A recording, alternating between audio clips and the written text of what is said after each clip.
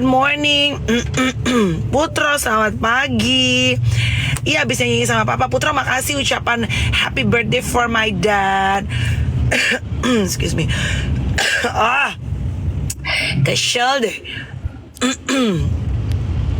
Yang nge-add aku pasti di decline karena hari ini nggak ada jadwal untuk live bareng kecuali sama live bersama dengan Lucy Wiryono. Selamat pagi, hari ini aku abis nganter bocilku, anakku, karena anakku udah banyak protes, katanya udah jarang diantar sama mami karena kan aku tuh kalau pagi kan selalu lagi live kan, jadi nggak nganter dia. Ini kok nggak bisa diklik sih Lucy? Apa belum masuk dia? Wait ya guys. Live. Selamat pagi Bu Joko. Bu Joko, udah sembuh TikTok saya, alhamdulillah. Alhamdulillah. Welcome back. Terima kasih tuh. Emang bersabar aja jadi orang, Mas. Selamat pagi si Kurkuma. Bikin kopi dulu ya. Bu Joko, Prita Prawira. Prit, mumpung lo ada di sini, tuh tanyain kapan mau lunch. Jangan nanya ke gua. Kamis atau Jumat kita lunch yuk bersama yuk. Bu Bek, tanyain Bu Bek mau nggak tuh? Yuk bertiga berempat yuk guys. Ayo, aku udah siap pokoknya. Kamis boleh. Kamis yuk. Boleh, Kamis yuk. Yuk kita makan siang, Kamis, Prita. Teman-teman gitu nggak sih kalau misalnya ada teman-teman yang lo tahu gampangan? Kamu kira aku gak ada kerjaan? Aku juga sibuk tahu. Tapi kan ada teman-teman yang emang ribet ya, Nek. Susah banget, maksudnya gini, kalau nggak dijadwalin baru bisa kita ketemu. Tapi kalau dijadwalin tuh apa kalau holiday agak pernah ketemu kan, Nek? Holiday, maksudnya lu holiday sama temen-temen gitu, terus kayak gitu. Holiday sama teman-teman, makin dijadwalin tuh kayaknya makin susah. Tapi kalau dadakan tuh biasa sering kejadian gitu loh. Aku nggak pernah holiday sama temen-temen, Bo. Emang perempuan nggak punya lo emang heartless lah. Nggak pernah holiday sama temen-temen tuh, Bo. Sambil bikin kopi. Tapi gue juga loh, gue jarang banget holiday sama temen-temen, jir. Gue tuh holiday sama Justin mulu, videografer gue, anjir. Lama-lama gue cinlok sama Justin. Hai Usep. Enggak lah, enggak. Tapi enggak, kalau gue kan kalau holiday enggak, gue tuh mendingan kalau pergi ya sama keluarga udah pasti ya kan, atau sendiri ajun gitu. Apa sayang? Sini. Siapa itu? Hah? Siapa sayang? Yang pasti Anjing aku dong. Emang Afid. kamu makanya gue bilang Nih, kami dia 17 tahun masih manggil-manggil suaminya apa sayang, manggil anjing ya kan, bener. panggil kalau minta ditransfer sayang. Belajar kebalik nih.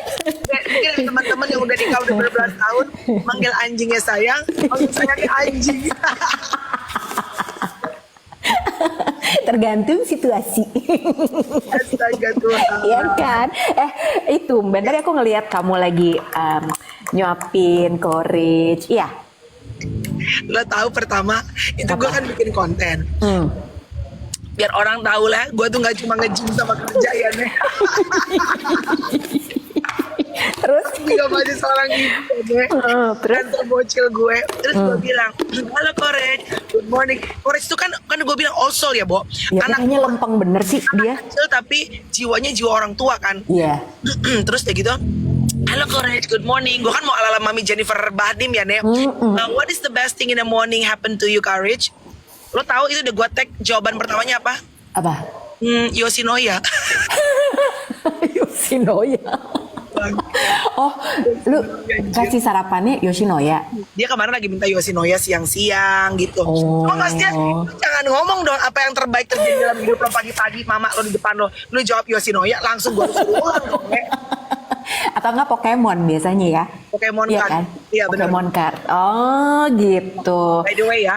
Apa? Sebelum cerita dunia, we are living in a very. Makasih giftnya, thank you teman-teman. Terima kasih ya, nggak harus ngasih gift ya. Kalau mau ngasih gift nggak apa-apa.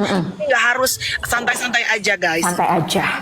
Kalau you guys lebih perlu duitnya, mending nggak usah kasih gift ya. Ini udah kaya kalau dia nggak usah dikasih. Amin, amin ya Allah. Doa. Walaupun jam tetap swatch ya. Iya selalu. Tapi ini Ini seru loh. Nanti gue cerita deh. Kenapa kamu apa? Kenapa live? Kenapa? Gue baru lihat ada kenapa orang bilang we are living in a very sick world. Kita tuh hidup di dunia yang makin zaman edan, crazy. Ada dua yang baru aja terpapar sama gue sebelum tadi gue live. Satu, terus gue jadi bahan lucu sama temen gue. Satu adalah ini nggak lucu sama sekali. Yang gue hati-hati ngomongnya takut kena ya sama TikTok ya. Lo tahu yang ibu-ibu berdua lagi live di salah satu platform F kalau nggak salah ya. Terus tiba-tiba the husband came, suaminya datang. Belum tahu ya, teman-teman ada yang nonton nggak? Terus tiba-tiba suaminya melakukan sesuatu yang very horrible thing, sangat parah, gila lagi live betul. Ada yang nonton nggak? Ada yang nonton nggak? Ke istrinya. Dan itu kalau nggak salah, gue nggak bisa sebutin ya, teman-teman baca sendiri di lapak komen ya. Jadi apa yang dilakukan suaminya kepada istrinya? Ini sih lebih daripada Exorcist ya, lebih daripada film horor manapun yang pernah gue tonton. Bo, it's still on kameranya live. Dihajar, Bo. Lewat nggak sih teman-teman? Meninggoy nggak? Aduh, kenapa? Lagi berantem? Tuh, mah baca tuh. Aduh, ya ampun. Karena kalau di lambe-lambean kan memang nggak ditunjukin ya, karena kena gitu. Tapi kebayang nggak? Sick, Bo. Bininya sama bininya nggak sendiri loh mah, ada temennya mah lagi live berdua diantem dari belakang sama si lak-laknya Ya dan itu ampun. masih live tuh meninggoy. Astaga, kok bisa kayak gitu ya? Sick ya, very sick world. Kenapa sih? Nyanyi lagu rohani yang bener loh. Oh alah. Oh yang cemburu, my god. Sang istri cemburu kenapa? Sang istri masih main dengan ex suami. Oh ex istrinya maksudnya. Sadis kah parah, iya bener. Oh my god. Oh alah, ya ampun. Aduh, serem ya. Serem nggak tahu gue. Gue Ya nggak itu tahu. satu. Ya itu ada temennya bener. Dan lo kebayang gak sih Bo? Satu yang nonton trauma dong. Iya dong. Pastilah. Lagi live soalnya kan itu kan orang nggak expect ada kejadian seperti itu kan. Lagi nyanyi lagu gereja mah. Aduh. Terus udah gitu yang lebih gila lagi, of course we are very sorry to hear what happened sama istrinya. Tapi lo kebayang nggak temennya yang di sebelahnya itu gimana? Iya. Rest of her life, sisa hidupnya dia akan hidup dengan trauma yang kayak apaan tuh? Iya, itu yang namanya PTSD ya gitu. Dan itu banyak banget. Itu kalau jadi dulu temen gue itu ada yang punya kenalan, dia itu pernah ikut perang di, jadi dia tuh tentara Amerika gitu. Nah dia perang lah di Irak deh kalau nggak salah, udah beberapa tahun yang lalu, udah lama gitu. Nah temennya dia ya dia melihat sendirilah temennya itu kan sempat diculik, terus udah gitu juga namanya perang, udah lah ya Bo ya, pokoknya dia akhirnya kehilangan nyawanya dia. Nah itu dia sampai bertahun-tahun kemudian itu dia nggak hilang tuh, dia sampai harus ke psikolog, dia sampai harus karena dia ngeliat temennya sendiri kehilangan nyawanya di depannya dia gitu. Dan itu emang PTSD tuh gila sih, apa bebannya tuh seumur hidup loh. Adik ipar gue kan bule bolang juga tadinya kan juga perang Bo. Aduh itu juga pasti serem sih, Mel. Tapi emang dia kayaknya secara mental, tapi dia juga pasti ituk apa namanya couple of years ya gitu untuk bisa melupakan banyak yang terjadi pada saat perang. Cuma mungkin kayak dia secara mental mungkin lebih kuat. Dan pada saat Indonesia nikah sama adik gue kan kita kan guyup ya Bo. Sistem di Indonesia tuh punya keluarga yang support, maksudnya nggak individualisis kan, Indonesia tuh saling guyup lah intinya gitu. Aduh, tapi ya sih, ya pokoknya hati-hati juga teman-teman gitu. Kalau kita melihat yang kayak gitu, ya itulah hati-hati juga kita mengkonsumsi sosial media, hati-hati juga. Kalau yang memang udah kebetulan pas lagi live live-nya, kan kita nggak bisa ngapa-ngapain juga. Kalaupun sekarang denger dan menurut gue sih nggak usah cari tahu. Iya, daripada ntar kebayang. Betul, teman-teman kalau misalnya nggak usah dicari tahu deh videonya menurut gue ya, karena menurut gue it's too much, sadistik banget sih menurut aku gitu. Jadi kalau teman-teman ada 5 itunya.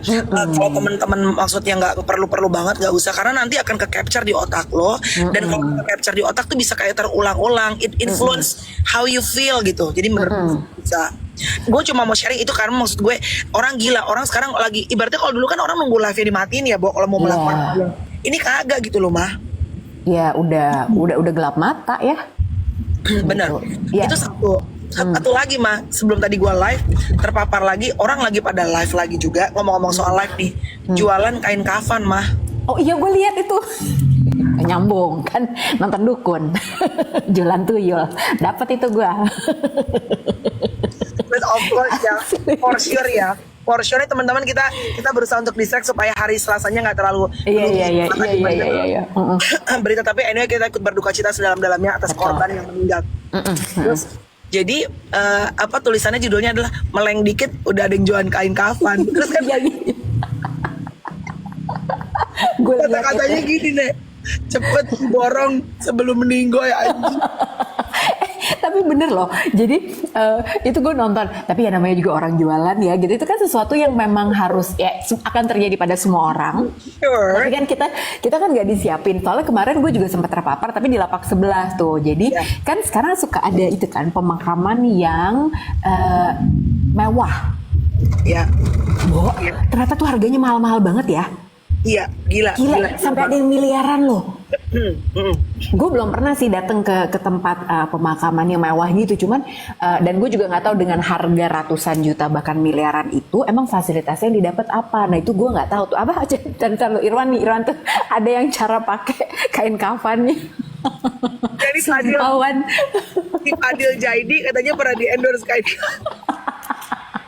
Ya si Fadil diterima juga endorsean kain kafan coy. Ya maksudnya benar kata lu sih, semua orang pasti akan melewati. Cuma kan Iya. ya Allah serem banget kayak gitu. Seperti biasa, Bo. Jadi bahan lelucon kan, CCK, canda-canda kubur kan.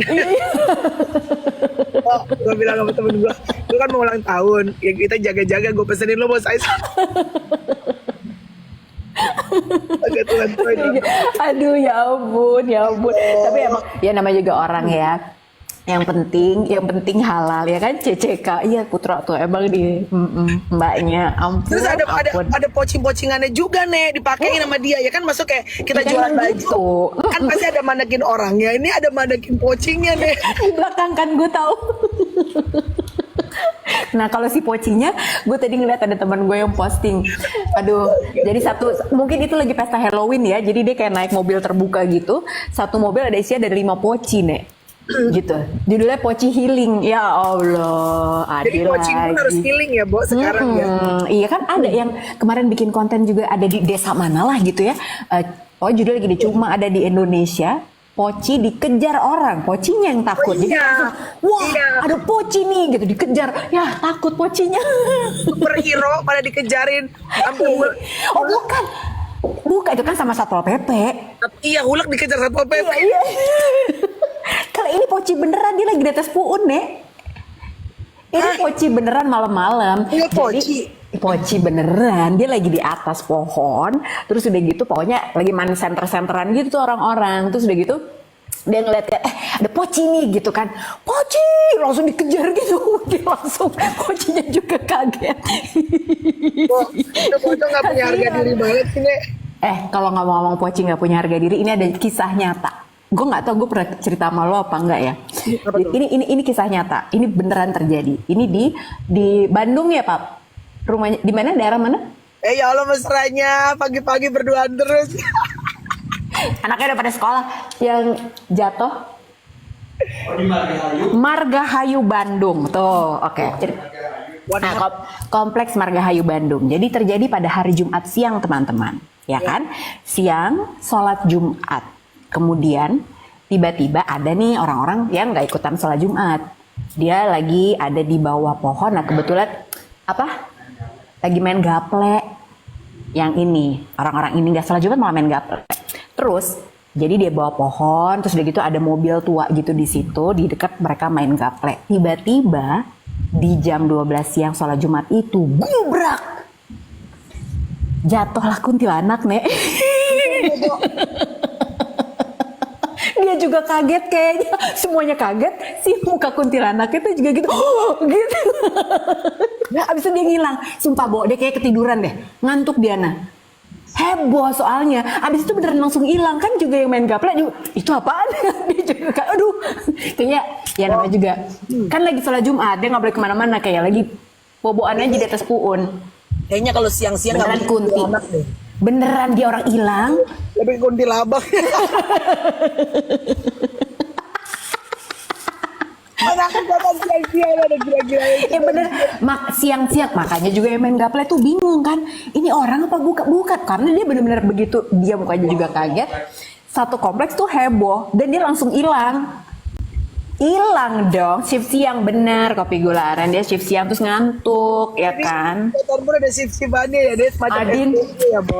Adin kan namanya juga lelah ya gitu. Bukan kita aja suka capek, dia juga capek sampai ketiduran tuh jatuh deh. Mochi aja kemana kata ada healingnya kan tuh.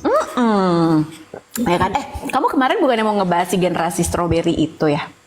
Oh iya. Apa yang menarik dari konten itu yang lo pengen ngomongin? Jadi kemarin tuh gue sempat terpapar melihat di generasi strawberry kan. Kalau ada sebutannya, mungkin teman-teman juga udah pada tahu ya apa sih generasi strawberry ini. Kayaknya anak-anak kita tuh banyak deh yang masuk generasi strawberry ya. Generasi strawberry itu kan generasi yang kelihatannya tuh bagus, kelihatan everything looks good dari luarnya, tapi di dalamnya tuh kayaknya kalau kehajar dikit ke apa namanya kepentok dikit langsung ibaratnya blonyok gitu loh. Nggak kuat mental gitu ibaratnya. Mungkin bukan cuma Gen Z, lebih ke Gen Alpha ya kalau misalnya si generasi strawberry. Tapi ada penjelasan yang gue kirim ke mama kemarin tuh lalu bahwa memang sebetulnya kenapa anak-anak ini menjadi generasi strawberry karena kitanya juga mamah-mamahnya ini juga ibaratnya membuat mereka pada satu posisi yang akhirnya dikondisikan mereka itu kayak living in the bubble, membuat mereka tidak strong enough gitu. Kalau lu sekarang apa yang lu lakukan? Karena ya memang harus diakui pada saat baca itu it touch my heart, it spoke to my heart. Emang benar-benar kayak gini. Ya iya sih, what do I expect from my kids? What do I expect from my kids? Kalau gue sendiri juga kadang-kadang kayak anak gue sekarang kemana-mana diantar supir, ya dong. Mereka nggak melewati naik angkot seperti zaman kita dulu gitu. Jadi apa pain? Karena gue pernah ingat Deddy Corbuzier tuh pernah bilang tuh di podcastnya dia kalau nggak salah, we need to put pain. Kita tuh harus taruh sedikit rasa nggak nyaman, discomfort dalam kehidupan anak kita, supaya mereka menjadi orang-orang yang kuat dan ibaratnya punya endurance dalam hidup gitu. Karena kalau semuanya comfortable, semuanya nyaman, ya lu gimana bisa expect nanti pada saat lu nggak ada mereka bisa punya kekuatan, punya endurance, resilient karakter gitu. Nah, my question buat semua teman-teman di sini, kan kita keluarga beda-beda ya. Apa mungkin bukan pain, apa discomfort yang sengaja lo taruh dalam hidup anak lo supaya anak lo tuh punya karakter yang kuat? Iyo apa? Tadi ada yang nanya tuh Tika gitu, sebenarnya generasi strawberry itu apa? Karena baik istilah ya Nek gitu sekarang. Ya kan segala-gala apa Gen Z lah apalah. Nah kalau gue tuh jujur gue tuh nggak mengikuti segala kehebohan. Kan kalau di berita sekarang yang banyak Gen Z banyak dipecat gara-gara ini, ada generasi strawberry, ada sandwich generation, ada apa. Nah karena udah kebanyakan istilah, I pusing nih gitu. Jadi gue aja lah gitu ya. Tapi kalau ngomongin soal discomfort, gue tidak mendesain sih. Karena sebetulnya tergantung anak keberapa loh kadang-kadang teman-teman. Anak pertama sama anak kedua, itu lo suka anak pertama tuh takut banget. Kalau bisa satu dunia ini lo pasangin filter udara biar anak lo udaranya bersih banget anak pertama ya kan, semua dilap, semua disikat ya kan, semua didisinfektan. Itu gue waktu anak pertama karena takut, karena nggak tahu ya kan, nggak ada manual booknya again menjadi orang tua, menjadi ibu. Tapi begitu anak kedua Australia ya lebih santai, nggak terlalu bubble. Gitu. Dan ternyata anak pertama sama anak kedua yang kadang kita suka lupa tuh, boro-boro gue mikirin discomfort apa, orang ngadepin mereka aja ini karakternya beda banget ya, karena mereka itu bukan gini. Yang gue belajar dari orang Indonesia sama orang Barat tuh kan beda nih caranya, cara approach-nya. Kalau orang Barat itu biasanya memang mereka melihat anak-anak itu sebagai ya human being, itu emang orang, tapi emang badannya aja kecil, tapi itu dia orang dengan segala karakternya. Kalau kita biasanya dari zaman bapak emak kita dulu yang VOC itu, mereka tuh memperlakukan kita ya anak lu nurut aja. Pokoknya gue tahu yang terbaik buat lu, diem, nurut, manut. Itu kita dulu. Makanya kebanyakan pola asuhnya di Indonesia tuh kayak gitu kalau yang gue lihat. Sementara kalau si orang-orang Barat tuh kan beda ya kan. Anda menikmati, menyicipi. Beda Gue kan? itu pas anak pertama mah, gue pernah share gak sih nih, gue tuh banyak sekali gesekan sama mertua. Itu gue nggak pernah gue loh, ya. Iya, iya, Gue iya, nggak tinggal sama mertua gue, tapi kan mertua gue datang tuh pada saat dan dari yang asli ya, maksudnya bukan yang step, bukan yang sambung. Chloe itu kan cucu pertama dari kedua belah pihak. Imagine loh, dari yang Batak sama dari yang bule gitu. Dan itu kerasa banget, Bo. Pada saat Chloe lahir, gue juga sama Tyson masih clueless as a parents mau ngelakuin apa kepada anak. Makanya kemarin juga ada tulisan tuh, kadang orang tua harus memberikan special notes kepada anak pertama, katanya gitu.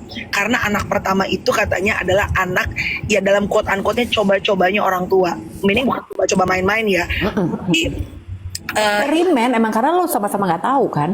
right, yang seperti lo bilang, kan being parents itu kan tidak hadir dengan manual book. Jadi kita juga ibaratnya learning by doing. Oh ternyata it doesn't work. Gue coba A nih, cara A ini ke anak gue kagak bisa. Gue coba lagi.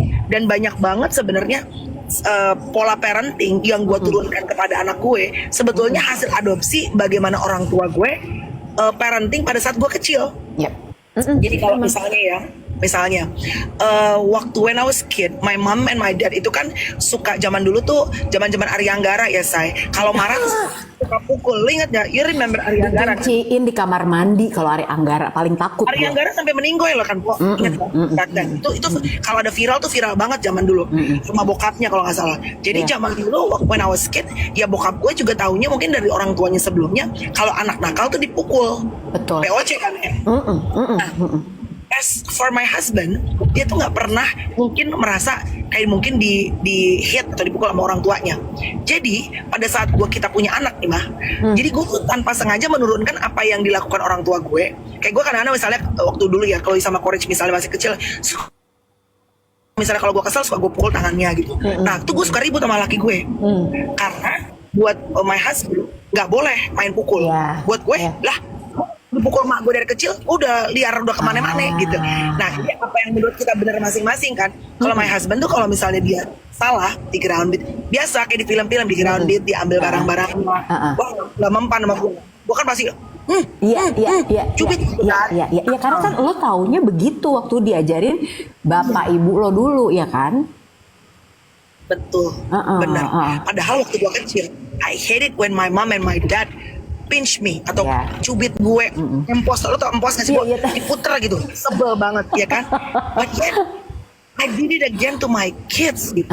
Ngerti. Tapi kalau tadi kan lo bilang kalau si Deddy Corbuzier kan pernah bilang discomfort apa yang pengen lo taruh di anak lo supaya anak lo tuh bisa tough gitu. Nah kalau gue tuh sebenarnya gue tidak pandai berencana sampai kayak gitunya karena ya parenting skill kita kan juga rata-rata ya Nek gitu, mending rata-rata di rata-rata bahkan gitu. Tapi sebenarnya kalau gue lebih ke mencoba untuk menahan diri untuk ngurusin semuanya buat anak gue. Jadi biarkan mereka misalnya contoh ada konflik di sekolah gitu.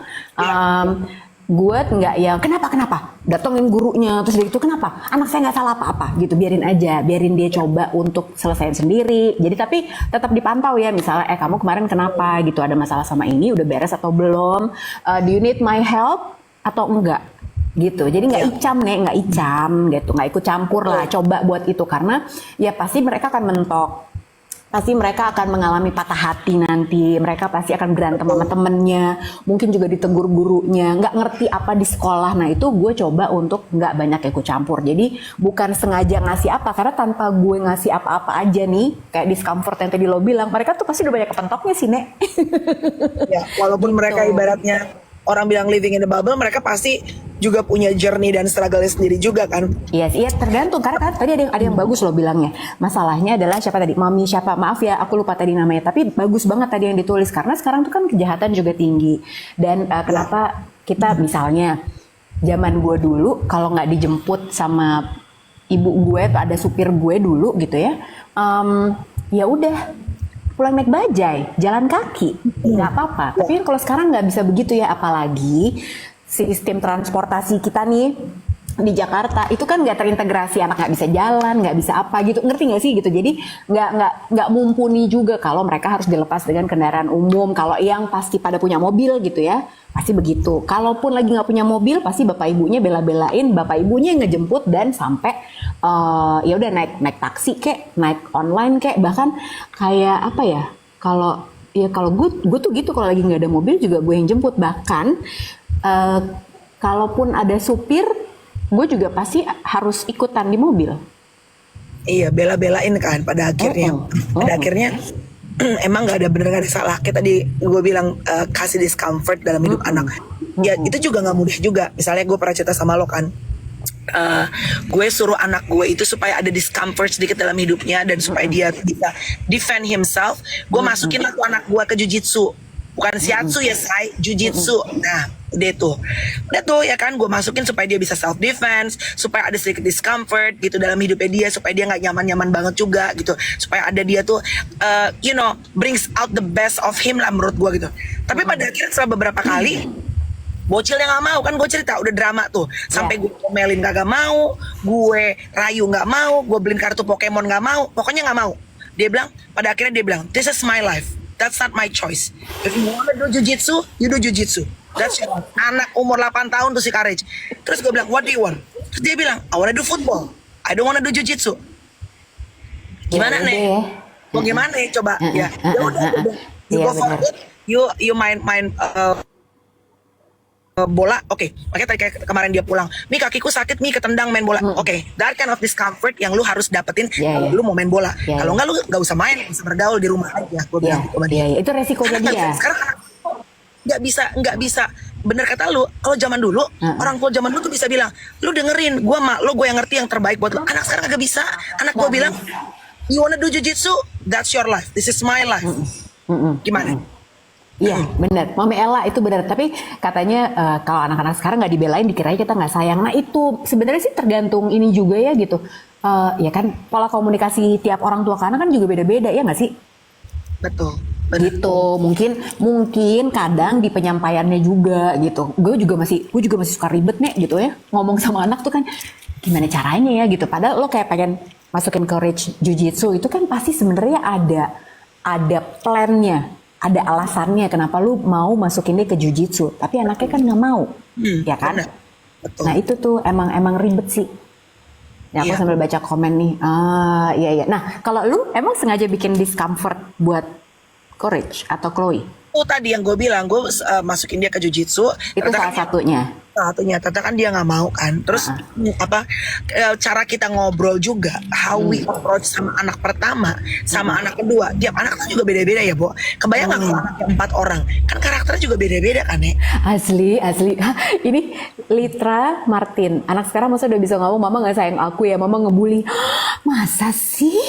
Emang gitu ya? Anaknya umur berapa? Coba cerita dong. Umur berapa nih anaknya?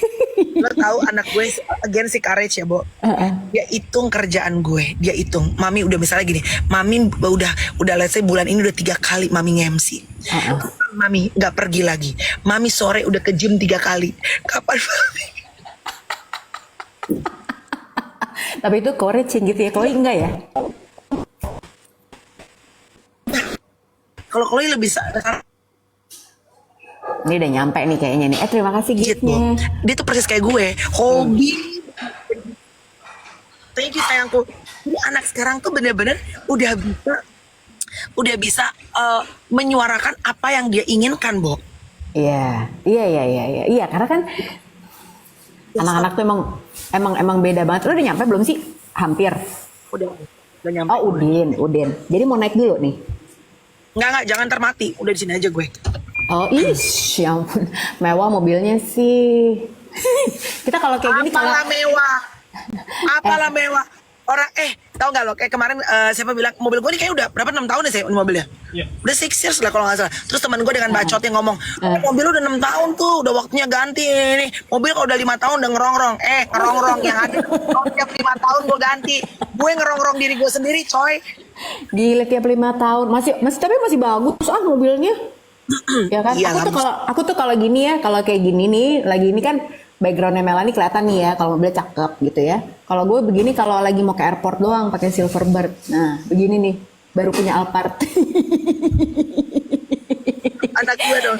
Gue sekarang kalau dijemput, misalnya gue gak bisa jemput supir gitu. Nih, kenapa naik Bluebird? Kok gak naik Silverbird? Silverbird kata kau mahal itu. Nah, kalau gue naik Silverbirdnya kan gitu. Nanti sok-sokan foto-foto biar orang kira kita punya mobil Alphard padahal mah Silverbird. Ah, mama udah di atas Alphard mobilnya. Suka ngerendah-rendah mama ini. Ah, Nggak punya kita, nggak ada. punya Alphard tapi harga di atas Alphard, Ma. Ah, ngeri kali mama ini. Jangan berlindung di balik jam tangan Swatch itulah. Gini-gini yang serem, coy. Yang Tapi gini-gini yang serem. Tapi ini nggak ada soalnya. Kau cari di toko-toko Swatch ini udah nggak ada. Karena ini barang lama. Itu old school oldie but goodie ya?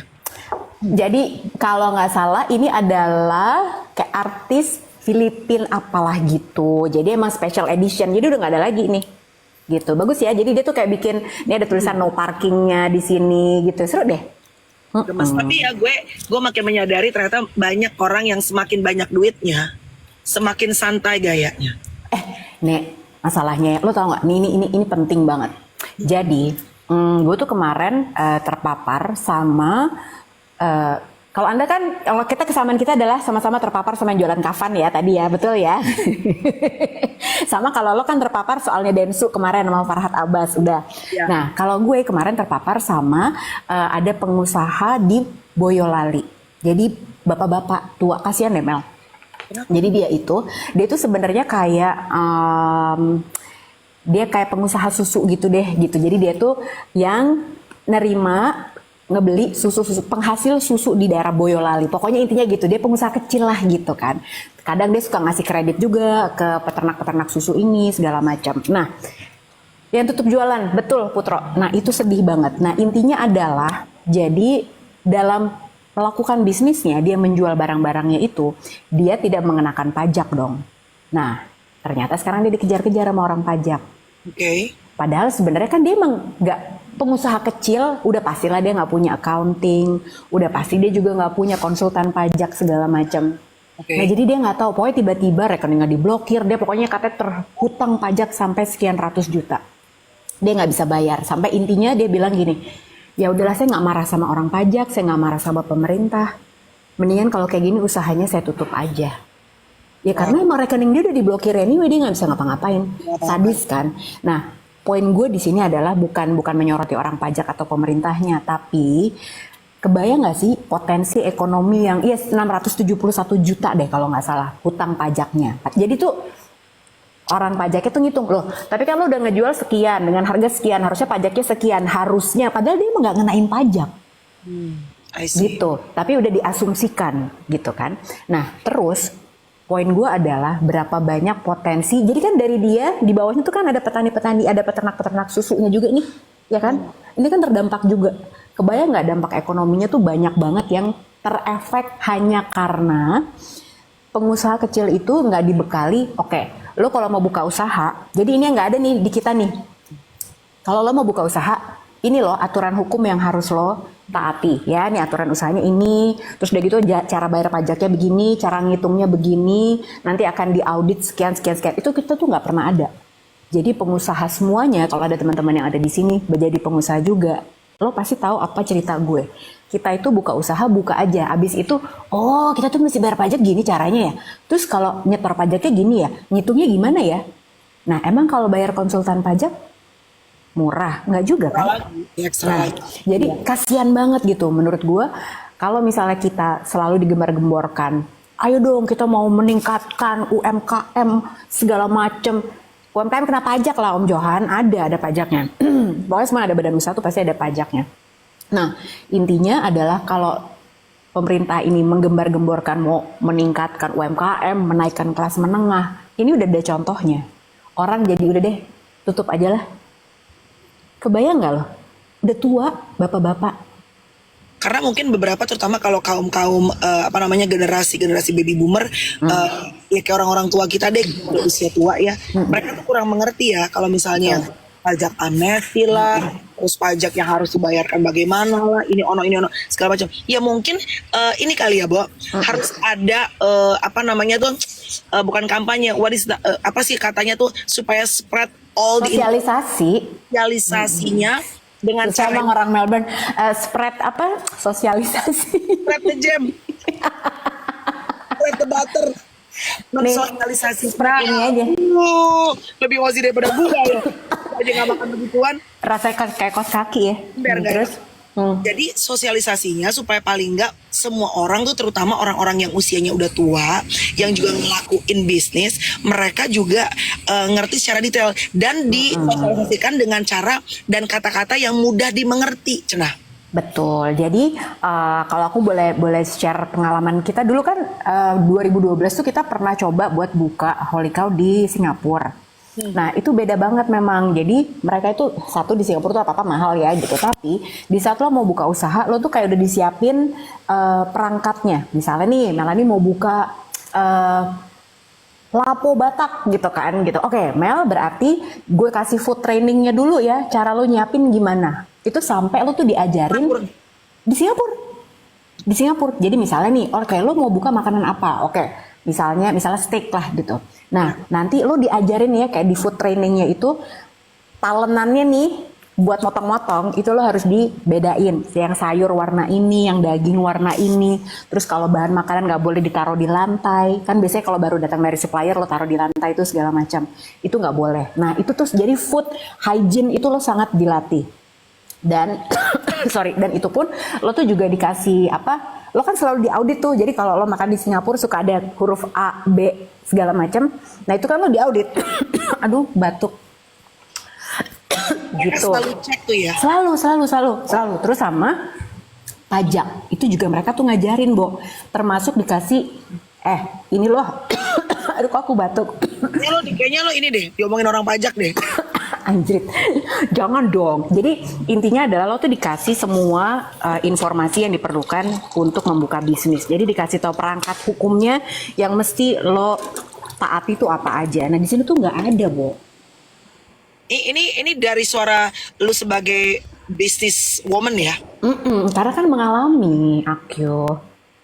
Mungkin ada tapi balik lagi sosialisasinya belum menyeluruh dan juga tidak detail atau Nggak ada. Jadi kalau di Singapura itu memang mandatory. Jadi lo harus datang dulu cara lo untuk bahkan ngatur tenaga kerja lo tuh gimana, gajinya berapa segala macam. Jadi kayak lo udah disiapin startup kitnya gitu loh, Mel. Ya. Gitu nih, lo mau buka bisnis, oke. Ini satu set aturan yang harus lo siapin. Apa aja yang mesti lo siapin dan trainingnya apa aja. Di Singapura tuh kayak begitu. Jadi lo udah tahu nih ada checklistnya, misalnya lo harus melakukan 10 step ini supaya lo bisa buka bisnis. Nah, itu di Singapura tuh ada kayak gitu. Kita enggak. Jadi misalnya kita udah buka dulu nih, bikin dulu, segitu tiba-tiba ini izin, misalnya kalau UMKM tuh ada namanya izin PIRT. Izin PIRT-nya, sertifikasi halalnya, terus pajaknya. Nah, itu nanti satu-satu tuh. Kita biasanya mentok dulu baru harus diurus. Ya. Kalau halal tuh gitu. Ya. Tuh, kayak gitu. Dilakukan bukan in advance sebelum mulai karena sudah ada startup yang disiapkan, tapi along the way pada saat bisnisnya berjalan. Nah, kadang-kadang terlupakan nih, bener nggak? Bener. Fokus pada gimana caranya ngegedein bisnisnya, karena kan for sure growing business itu in the beginning kan it's not easy. Jadi mungkin banyak UMKM atau teman-teman yang entrepreneur juga di saat udah bisnisnya udah jalan, lupa tuh masalah-masalah yang ternyata juga urgent soal pajak dan segala macam, dan akhirnya menggunung, Bo. Bener. Dan itu kalau udah dihitung dari tahun berapa itu sama mereka. Bener. Bayar di sini, nggak bayar sini, udah gulung semua, kelar lah. Dan akhirnya lo nggak punya uang kan. Jadi kayak misalnya gini deh gitu, kayak si kasus yang bapak yang di Boyolali itu, dia kan sedih banget ya. Nah, terus gue dapat duit dari mana, orang gue kemarin nggak bayarin, orang gue tidak mengenakan pajak ke konsumen. Jadi misalnya nih kayak gue jualan daging, itu kan ada pajak yang gue kenakan ke konsumen kan. Tapi kan dari situ gue store lagi ke negara. Gitu, jadi emang udah ada dari situ. Tapi masalahnya di sini tuh nggak ada. Oke, tapi it's a good input kalaupun misalnya mudah-mudahan nanti kan ya namanya kan kita menuju Indonesia maju ya, hopefully dengan sekarang nih apalagi kabinet yang baru dan everything fresh gitu ya. Ya gue sih punya big hope mudah-mudahan Indonesia for sure bisa seperti Singapura. Jadi membuat karena gue percaya nggak ada yang mustahil ya dong. Walaupun mungkin ya kita harus berdarah-darah menuju ke sananya gitu. Cuma I think it makes especially entrepreneurs tuh easier for them karena mungkin buat mereka juga kadang-kadang karena kurang informasi nggak dapat gitu akhirnya kan berat kalau udah ngegulung tuh ya hampir bapak itu aja bilang udah ditutup aja deh dan kebetulan kayak tadi Lucy bilang begitu banyak kaki tangan di bawahnya yang juga ikut menikmati akhirnya selesai juga kan gitu loh. Bener, karena gini loh, jadi kemarin tuh gue sempat nulis juga di lapak sebelah gitu kan. Jadi gue pengen mengangkat lah si isunya si bapak yang di Boyolali ini karena sedih banget gitu, kasihan gitu kan. Karena bukan cuma dia yang terdampak, banyak seperti yang tadi lo bilang. Nah, jadi waktu itu kita pernah punya kesempatan lah gitu ya buat ditanya sama sang calon pembuat kebijakan. Ini 10 tahun yang lalu gitu. Jadi oke, dari ekonomi kreatif bagian makanan, di bagian makanan ini pengen apa, minta apa gitu. Kita kan biasanya orang kalau deket kekuasaan kita bisa minta nih gitu kan, privilege ina itu. Bapak suami saya Afid gitu ya bilangnya, enggak Pak, kita nggak perlu fasilitas apa-apa. Kita cuman tolong dibiarkan kita melakukan usaha bisnis kita dengan damai, jangan diutak-atik, jangan direcokin, udah itu aja. Kalau perlu dikasih tahu kita mesti ngapain, jangan direcokin, udah gitu aja. Karena banyak mulut-mulut yang bergantung sama usaha kita. Jadi kita nggak minta fasilitas apa-apa. Just give us guidance so we know what to do gitu ya. Kasih support, jangan malah diribetin. Itu aja sebenarnya. Enggak lah, kita juga tahu. Maksudnya gini, gue tuh bukan berasal dari keluarga pengusaha, suami gue juga bukan, malah udah yatim piatu, Eke ya bapak gue juga bukan siapa-siapa, Afid pun juga bukan. Jadi kita tuh benar-benar merintis semuanya sendiri gitu. Jadi nggak ada privilege bisa minta siapa, kenalan sama siapa, nggak ada gitu. Makanya kita bilang kayak gitu. Dan kita tahu bergantung kepada kenalan lo di saat seseorang sedang menjabat itu kan nggak pernah sustainable ya. Orang kan jabatan ada masanya, bener nggak sih? Tiap masa ada orangnya, tiap orang ada masanya kan katanya gitu ya. Bener. Ya, tapi ya gue setuju sih, maksudnya at least give it guidance buat teman-teman entrepreneur nih, karena biar bagaimanapun juga kalau mereka mentok akhirnya nutup usahanya, ekonomi pun juga akan terimpact for sure. Dan balik lagi, begitu banyak bukan cuma orang yang menjadi pegawai ya, employee yang mulutnya dikasih makan, tapi juga keluarga mereka. Uju Mendoza, what's your problem? Kurang enak dengan apa? If you don't like it, just leave our life, okay? Bye. Karena kan dari pegawai-pegawai lo itu kan juga pasti kan banyak keluarga mereka juga yang harus juga bergantung gitu, rely on this business gitu, ya dong gitu. Iyalah, makanya kan waktu itu yang kita bilang, kalau passion kamu menjadi pengusaha, mari menjadi pengusaha. Kalau menurut aku, pikirin lagi nih, di saat lo udah memutuskan jadi pengusaha, masalah lo nggak bisa mundur. Soalnya gitu kan, maksudnya gini, lo tuh di saat memutuskan lo udah jadi pengusaha, ya ini banyak banget masalah yang harus lo hadapi. Terus lo nggak bisa capek dikit, udah deh, aku kayaknya udah nggak pengen lagi deh, udahan. Nggak bisa, Bo, itu mulut-mulut yang udah mempercayakan lo sebagai pintu rezeki mereka, lo mau diapain, mau ngapain, ya kan? Amanah lo tuh beneran. Baru gue mau bilang, udah amanah dari Tuhan, karena banyak orang yang pegangan sama lu di belakang gitu. Ya, betul. Ya maksudnya setiap pekerjaan tuh pasti ada struggles-nya, ada challenge-nya ya. Dalam dunia kuliner, entrepreneurship dan segala macam pasti ada. Cuma pada saat banyak orang yang pegangan di belakang, ya lu secapek apapun juga lu mau bilang apa sebutannya, mau burn out, boleh burn out, tapi lu nggak bisa give up seenak itu karena ya udah banyak orang yang pegangan di belakang. Yang pegangan keluarga mereka juga pegangan juga di pundak lu. Iya, kan bukan karyawannya aja, karyawannya punya keluarga lagi, ya kan? Bener, nih Wealthy Prosperous kontrak mati, bener, nggak bisa asal-asalan, bener, karena emang nggak bisa tiba-tiba kayaknya udah cukup deh ini, gue udahan gitu, atau gue lagi bosen, atau lo lagi mentok gitu ya, karena kan kayak apa usaha yang udah gue jalanin sama Afid nih udah 18, udah berapa ya, 15 tahun? Ya mah. 15 tahun, Masya Allah lama banget Bo. Jadi Alhamdulillah lo mah nyampe segitu lamanya lo. Dan Dengan lo keren bukan anak siapa-siapa gitu. Iya nggak? iya, dan banyak ceritanya loh teman-teman gitu yang udah kayak udah berasa mau tutup aja, apalagi pandemi kemarin gitu kan, ini bisa jalan apa enggak gitu. Nah, lo menghadapi itu semua tuh nggak kelar-kelar gitu, makin bisnisnya makin besar, tantangannya juga makin banyak. Jadi emang ribet gitu sebenarnya. Makanya sebenarnya cuma minta satu, jangan diribetin jadi pengusaha karena capek, Nek. Iya. Tapi ya kalau lo bisa kasih suggest sedikit ya sebagai pengusaha Holy Cow, ya Holy Cow yang awal-awal kan yang kalian buat gitu ya. Kan banyak orang sebetulnya pengen bikin usaha tapi masih maju mundur ya. Banyak sekali pertimbangannya. Tapi again, pertimbangan tuh penting, tapi kalau kebanyakan pertimbangan juga pada akhirnya nggak jalan-jalan ya. Iya. Pasti yang harus disiapin selain budget. Pada saat lu kepikiran lu pengen jadi seorang entrepreneur.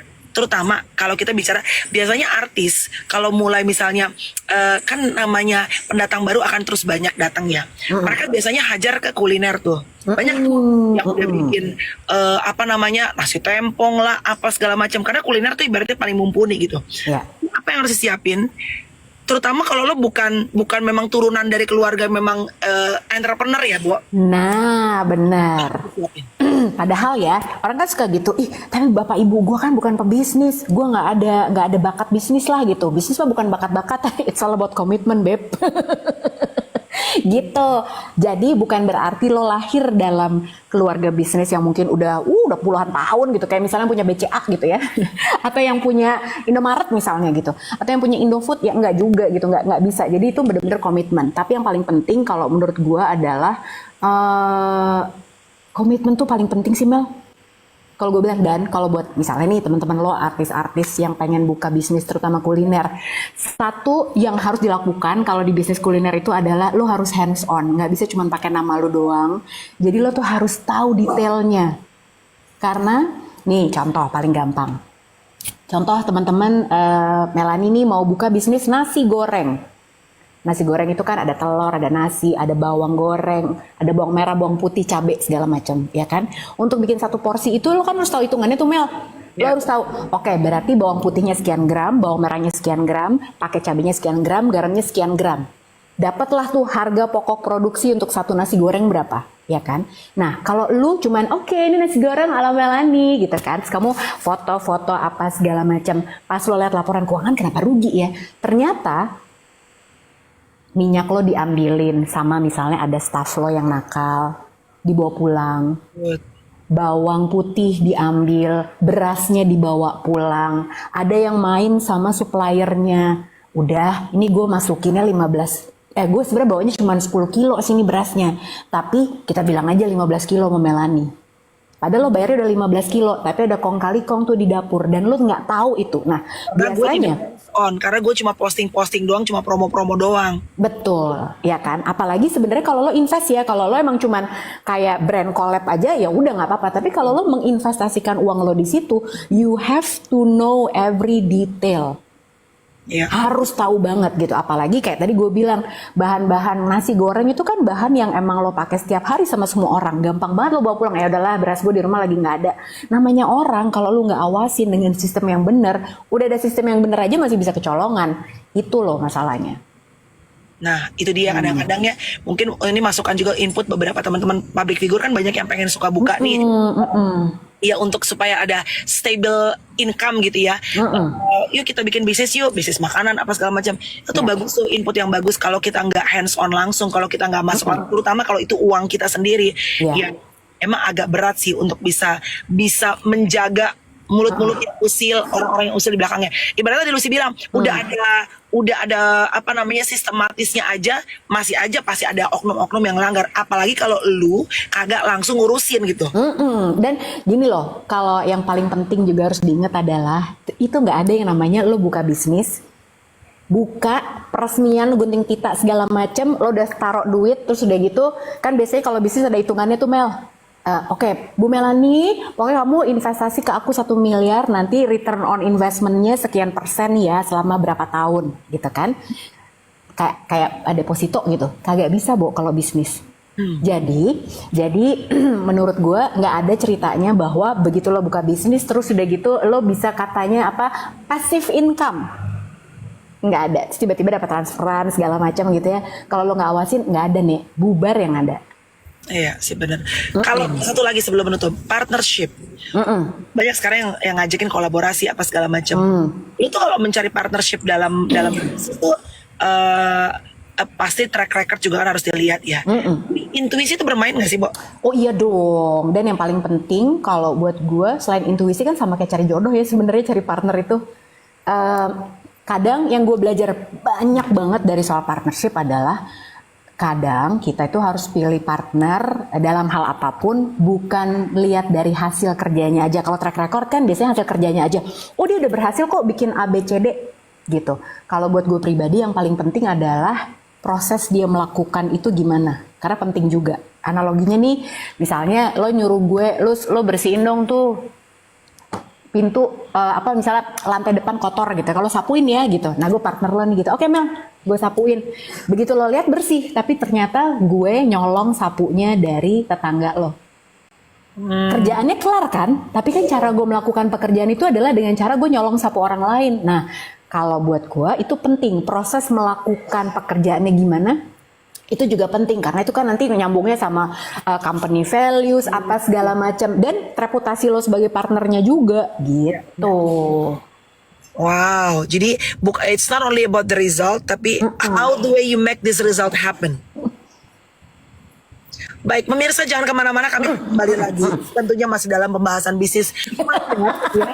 Dan tentunya masih akan bersama dengan teman-teman UMKM, masih bersama dengan narasumber saya, Wiryono, perwakilan dari Holy Cow Headquarter. Kami akan kembali setelah sejenak lagi setelah pesan-pesan berikut ini. Asik. Bisa nih kayaknya dipanggil sama kementerian buat penyuluhan, ya nggak sih? Kita mah nggak ngomongin jualan kain kafan aja nih, bisa juga kita begini. Ya tapi it's good input sih buat teman-teman yang terutama naruh duitnya. Satu tadi yang bisa adalah kalau lu nggak hands on dalam usaha, teman-teman ada yang bilang tuh nggak cuma urusan kuliner, tapi kan kebetulan karena Lucy Holy Cow makanan ya, dia berbicara apa yang dia tahu, apa yang dia jalanin.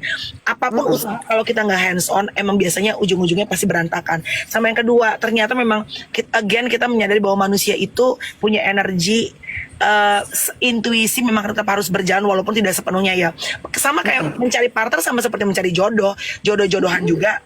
Dan highlight terakhirnya adalah jangan cuma lihat resumenya aja apa yang pernah dia lakuin, tapi juga bagaimana dia membuat sampai akhirnya dia bisa achieve banyak hal yang dia taruh di resumenya itu.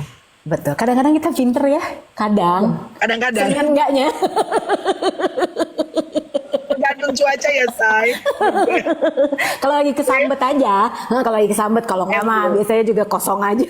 Tapi paling nggak ini bisa jadi masukan karena kan sekarang orang banyak yang sekarang tuh berusaha untuk buka pelan-pelan bisnis kuliner kecil-kecilan, ya kan. It's good. Kayak kemarin untuk menutup ya teman-teman, cerita kemarin gue interview di tamu gue di Sahabat Cantik Trans TV itu istrinya Zulzifilia. Oh, kenapa? Ya kalau nggak salah berbelas-belas tahun dia ditinggalkan, suaminya harus masuk ke dalam, ditinggalkan dengan 4 anak, nggak pernah kerja, nggak ngerti cari duit, tapi ada 4 anak yang harus makan, 4 anak yang harus disekolahin. Again kita pernah bahas the parents gotta do what the parents gotta do, the mom gotta do what the mom gotta do. Dia akhirnya dari tadinya benar-benar ibu rumah tangga yang nggak ngerti apapun juga karena 4 anaknya harus sekolah, dia jualan pisang ijo karena orang Makassar kalau nggak salah. Apa yang dia tahu aja gagal, dia jualan baju sama partner ditipu, sampai akhirnya belajar dari YouTube bagaimana caranya jadi MUA makeup. Sekarang dia jadi MUA, sekali make upin cuma 500.000 rupiah aja. Teman-teman go follow Retno Paradigma kalau nggak salah, 500.000 aja. Belum punya asisten karena nggak bisa afford asisten. Kemana-mana dia naik motor, bawa gembolan semua perlengkapan makeupnya dan segala macam. Learning by doing. Pernah udah make upin ternyata nggak ditransfer. But again, nggak bisa kata menyerah karena ada 4 orang anak yang pegangan di belakang. The parents gotta do what the parents gotta do. The mom gotta do what the mom gotta do. Setuju kali? Kadang ini ya, kayak gue dengar cerita, siapa tadi namanya siapa? Namanya Mbak Retno. Mbak Retno. dengar cerita Mbak Retno tuh kena banget loh di gue. Kadang kita tuh suka terlalu silau ngelihat pengusaha yang gede gimana gitu kan dengan penghasilan berapa miliar gitu. Tapi gue tuh selalu tersentuh loh, Bo, sama cerita-cerita kayak gini karena di situ sebetulnya kelihatan persistence-nya dia gitu. Dan itu ibu tuh itu tuh gitu ya. Digedor satu pintu pisang hijau nggak works. Coba lagi. Dia jualan baju, dia ganti. The power of kepepet, bener. Kalau 4 Exactly. anak lu harus makan, harus sekolah, udah nggak ada tuh bilang gua nggak bisa, lu pasti bisa. Karena ya anak lu harus makan, anak lu harus sekolah gitu. Maksud gue, my point adalah dulu pastor gue di gereja pernah bilang kalau kita pengen usaha apapun juga, start with everything in our hands. Mulai dengan apa yang ada di tangan kita. Kayak Mbak Retno tadi kan, dia cuma tahu pengetahuan bikin pisang hijau karena dia orang Makassar, punya background, dia lakuin. Dia punya teman yang jualan baju, dia lakuin. Dia punya YouTube, dia belajar tuh untuk make upin orang, punya motor, go for it. Yang penting anak gua makan. Aku kayak harus ketemu pastor kamu deh, Nek. Enggak, bukan pindah agama lagi, bukan. Bolak-balik ya, Nek. Bukan. Tapi nasihat itu masuk banget di kepala gue. Mulai sesuatu dengan tangan lo. Kan gue udah bilang sama lo kan. Iya. Kan gue nanya sama Melanie nih gitu ya. Mel, gila ya. Sekarang AdSense berasa banget. Kalau Melanie kan udah 2,5 juta ya. Ingat, aku koreksi bukan 1 juta. 2,5 juta subscriber. Agak ngaruh sekarang subscribers. Kenapa? Nih, iya kan? Lu kan 2,5 juta aja, lu bilang kagak ngaruh. Lah, gue kan 108.000. 108.000 nih, masih kecil banget. Jadi gue bilang kan sama Melanie, Mel, gila sih ya gitu. Gue nih masih mikirin banget gimana caranya supaya gue bisa menghemat. Karena AdSense tuh lagi nggak ada apa-apanya. Makanya gue bikin subscription apa segala macem. Dan nih, kan gue mindahin jam tayang ya. Yang biasanya hari Selasa jadi hari Senin. Kamu tahu sekarang aku ngedit sendiri kan YouTube aku. Ya Allah, Bo. Dan tayang. Start everything in your hands. Lucy Bener. punya knowledge, kemampuan MotoGP, dia punya public speaking yang bagus karena dia anak radio, dia punya equipment untuk bisa bikin YouTube, dia punya skill untuk ngedit yang mungkin dia juga harus belajar dulu lewat tontonan yang dia belajar satu persatu. But she's doing what she can. Kata lo. mulai mulai kehilangan grammar di tengah-tengah. Coba aku lagi deh. Inspirasi. Apa? Kalau inspirasi ketinggian gitu nih, suka kumat, suka ngaco. Tadi kan benar kan, start everything in your hands. Mulai dengan apa yang ada di tangan lo. Sama satu lagi, tetap pesan-pesan dari pastor gue di gereja. Tuh kan, emang gue mesti ketemu deh. Kenapa? Ini bukan kristenisasi pelan-pelan enggak, tapi menurut gue nyantol banget di otak gue. Gue bilang gini, show me your 5 closest friends, and then I'll show you your future. Show me your 5 closest friends, and then I'll show you your future. Jadi 5 orang terdekat dalam hidup lu itu divine menentukan masa depan lu. 5 orang. So now coba start thinking these 5 people, the closest ya, yang paling dekat dalam hidup lo, itu yang divine karakter lo dan juga divine masa depan lo. Cakep. Ih, bener deh, aku mesti ketemu deh. Akhir yuk, hari Minggu yuk, mulai Kristenisasi pelan-pelan. Mulai digiring lagi ke agama lama. Tenang, aku masih hafal kok lagu-lagu Natal. Trisha, besok ya aku cerita tentang jamnya besok. Udah habis waktunya besok. Oh iya, jam 9:04. Besok kita jumpa lagi ya guys. Have Besok a ya. great Tuesday everybody. Bye sayang, bye. Bye.